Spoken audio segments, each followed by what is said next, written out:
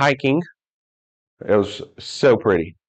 There was the second day that we went hiking, Kelsey was like, if we had looked online ahead of time, like how long this trail was and how high we had to go, she was like, I would have slapped you. It was just y'all guess how many flights of stairs we covered in one day on one hike. Are you kidding me? Did you talk to him? It was literally 127 flights of stairs. Awesome. Go get a lottery ticket, dude. My word. Wow, that's creepy. Wow, how about that? Yeah, it was like, I mean, guys, you all see me, right? Okay. Like we cover like 12 flights a day. We're like, oh man, I better take a break. It was a huge climb, but it was so pretty. I'm telling you, it was just great. It's great. All right. I've got a point to this, okay? If you got your Bibles, we're going to be in Matthew 19 today, which is an odd place to go. But we've been talking about questions that Jesus asked. He asked over 300 questions. A lot of them, if you remember, are open-ended questions. He asks people, in other words, to do a lot of thinking. He wants people to use the brains. Because we have brains, don't we, guys? Yeah, some of us do. So Jesus a lot of times asks questions because he wants to provoke thought in people. He doesn't like to just give people the answer. But there are a few very rare occasions where Jesus does answer a question that he is asked directly. And by a few, I mean like 5 or less. But you think about it, he's asked, I think it's 180 something questions, and there's only 5 of them or less that he directly just goes straight to, here's the answer. Okay? Does that make sense? Y'all following along? Most of the time, somebody asks him a question, he's like, I tell you what, I'll answer your question if you answer my question. And then they're like, well, we don't want to answer that. And he's like, then I'm not going to answer you, right? Or sometimes he'll like, well, let me tell you a story. Like, who is my neighbor? And he's like, well, there's this Samaritan. He'll tell a story. But a few times he's just like, this is the answer to your question. And so part of us needs to be asking why. Like, what makes those occasions more special than the others? Right? Why would he be so to the point? Okay. Now, here's my big old caveat before we get into this. If you all don't know, Matthew 19 is some very controversial verses on marriage, on getting divorced, and on remarrying. Can y'all go? Not really. You don't have to. I'm just kidding. You don't have to. Okay. I don't preach on this for a reason, and it's not because I don't believe in the whole counsel of God. It's that before I give people advice on marriage, on getting divorced and getting remarried, I want to know exactly what I'm talking about. Does that make sense? So one day when I feel a whole lot better about it, I'm going to rail on it. Right? It's there. You need to read it for yourself. Do not tear this stuff out of your Bible. But I normally don't preach on this. Okay? And you're going to be tempted to think that today's lesson is about getting married, about getting divorced, and getting remarried. And that's not what today's lesson is about. Okay? I know I'm really confusing you guys this morning. But y'all, one more time. Today's not actually about marriage, divorce, and remarriage. Today is about the question that Jesus is asked and the way that he responds to it. Does that make sense? Yes. Okay, me and Josh. Good. All right. So here we go. So one last picture of the cruise. My favorite part. Doesn't Kelsey look pretty? You should see me. I'm in like pajama pants and a wife beater. Okay. Like, here's my favorite part about the cruise. And Mike probably knows this too. Okay.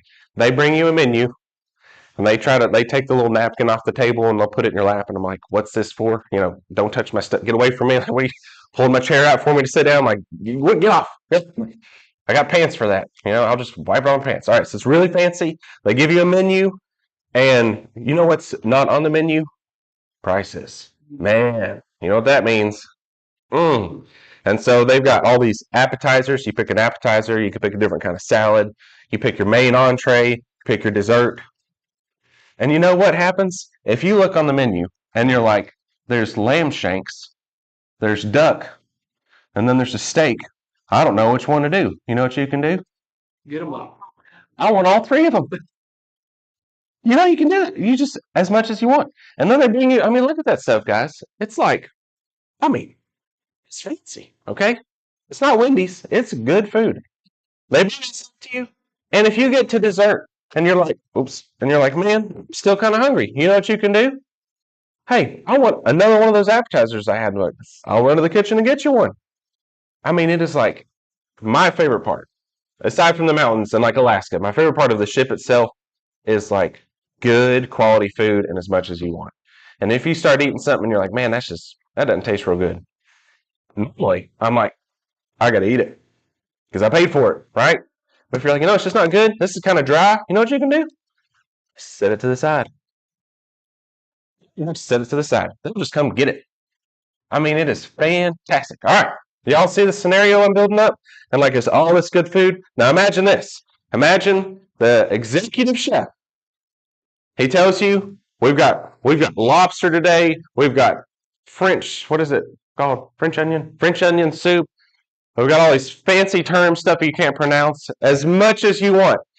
Except there's one thing in the kitchen that's not in the menu, and you can't have that. Right? Let's just say it's, something gross like people that salt watermelon. It's like, who wants that? Right? Y'all remember that was a funny joke a few years ago because it was like, salt and watermelon or not? Y'all remember that? Whatever. Don't salt your watermelon, guys. It's disgusting. Okay? Just leave it the way it is. Granny puts pepper on her cantaloupe. I'm like, what's wrong with you? You must have some sort of a disorder. Okay. So there's one kitchen. It's not even in the menu. You can have one thing in the kitchen, but you can have everything else that you could possibly desire. And how much? As much as you want. How much does it cost? It's all the same. It's free. Make sense? And then you got a passenger that comes up to you and they're like, did the executive chef come out here and tell you you can't have anything to eat today? Did y'all hear my question? All right, Cindy and Sheila are laughing. That's good. Because it's absurd. Imagine like another passenger's like, can you believe, did he just tell you no food today? What would you be like? No, you idiot. Don't you have a brain? He said we can have whatever we want. Except what? He said there's one thing in the kitchen that's not on the menu. Like, don't touch that. You can have everything else that you want. Does this sound like a familiar story? The beginning of the Bible? When they're in the garden? And what does Satan say? He's like, God said you can't eat from any tree? It's like, no. He said, just don't eat from this one tree. That's it. One rule. Okay. Now here's why I'm bringing all this up, because we're going to go to Matthew 19. The Pharisees, these religious leaders of the day, are going to come to Jesus to test him. And when they test him, what are they wanting to happen? Failure. Can y'all say failure? Failure. They come to Jesus testing him. They're like, we're going to give him a question in hopes that we will cause him to fail. So, so when we start talking about marriage, divorce, remarriage, I'm not getting into all these hypotheticals. Y'all may want me to go there. You're like, well, what if I was only married for 6 days? Or what if I was married, to this other person and they died? What if I was married to this person? Or we separated and they cheated on me while we separated? What if I became a Christian? I don't care about all these hypotheticals. Here's what I care about. This one scenario. Y'all following me? Y'all follow me? There's one scenario, and here it is. Listen to the sound of this question. Matthew 19, this is verse 3. Pharisees came to Jesus testing him and asking, is it lawful for a man to divorce his wife for any reason at all? One more time. Is it biblically okay in the eyes of God for a man to divorce his wife for any reason that he can come up with? All right, now that's the question. Now just tuck that away in the back of your mind. Y'all remember what happens back, I've got these up on the screen, but back in Genesis 2:18, do you remember what happens when God sees Adam by himself? Wink, wink. What does he say? Not good for me to be alone. Did y'all know that men need women? Y'all can live. Okay, we got Adam. All right. God sees Adam and he's like, it is not good for Adam to be alone. What does he need? He needs woman. And it's called a helper. You know what that means? It means men need help. All right. Like it means I need Kelsey in my life. Right? probably more so than Kelsey needs me in her life. It's not good for me to be alone. So God's like, I'm going to provide woman. And you remember Adam, he's naming all the stuff, and you know what he's noticing as he's naming animals and stuff? Well, here's a male horse and here's a female horse, right? There's a male goat and here's a female goat, and you get the idea. He's like, I'm a male. Where's mine at? So God creates woman to help man. All right, that's the first thing. All right, here's another thing. Well, we're going to come back to skip to the third one. I was reading a story on the airplane ride. You know how when you study Genesis, like as a kid and stuff, and you hear all the Bible stories, like, oh, I know those stories. Then you don't read it for like 5 years, and then you go back and read it, and you're like, man, you get in there. That is a good story. Okay, so listen to the story real quick. In Genesis 24, Abraham's wife Sarah, she dies. She was, if I'm not mistaken, I think she was also 127 years old. That's creepy. She's 127 years old. Okay. She had Isaac when she was 90. So how old was Isaac when his mom dies? 37. That's a little tricky. All right. Joe, you can ask Siri. Get your phone. So Isaac is 37 years old when his mama dies. Now, if you don't know this, a lot of boys are mama's boys. Okay? And you're looking at one of them. Love my dad. I'm a mama's boy. I don't need like a whole lot of masculine affirmation, like, Will, proud of you, good job, son. All like I don't need a whole lot of that. You know what I need?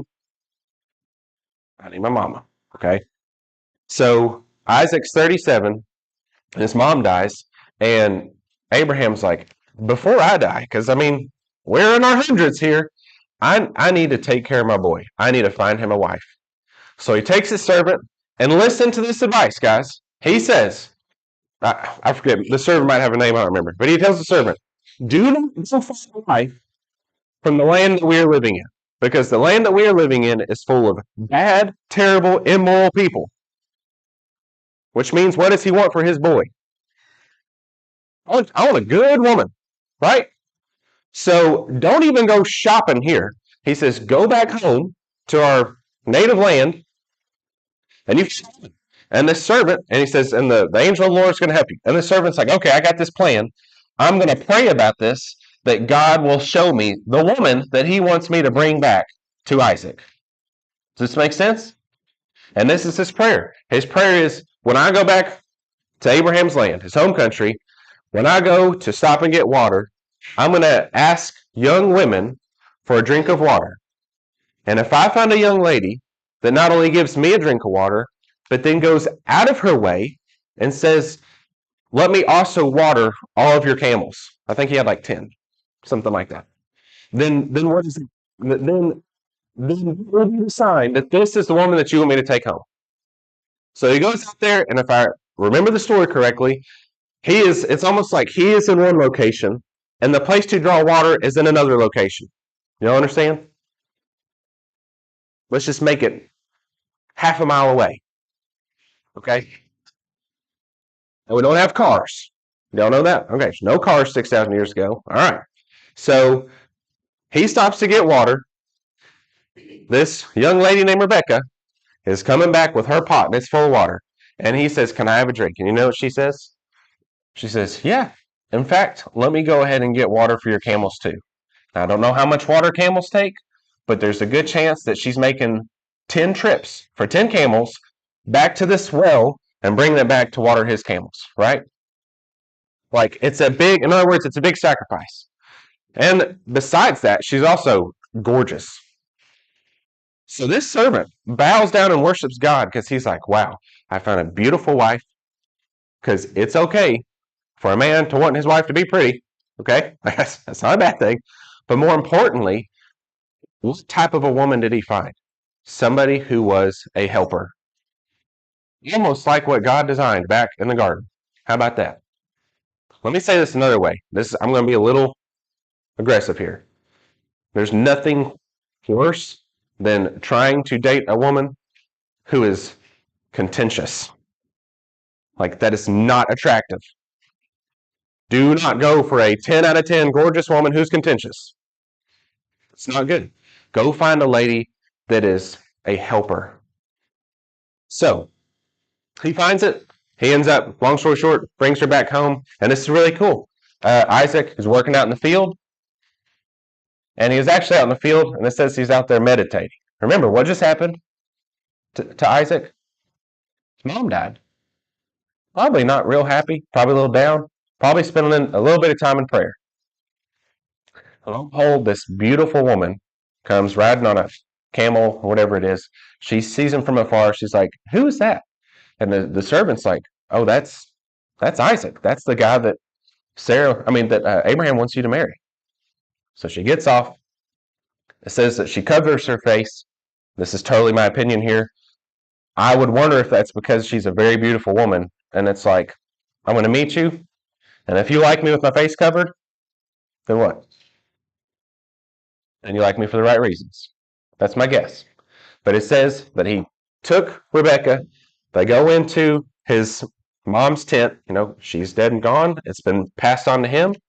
They have relations. And at the very, very end of chapter 24, it says, so Rebecca comforted Isaac. Is that a pretty cool story or what? Like, man, let me tell you something. If you can find your children a good godly spouse, you may have done a lot of bad things in the world. If you get that right, man, that's great, isn't it? Isn't that great? Like more than money. This is really cool. So Abraham has found a godly spouse for his son, and in his time of need, you know what helped? It's an awesome, godly woman. Okay.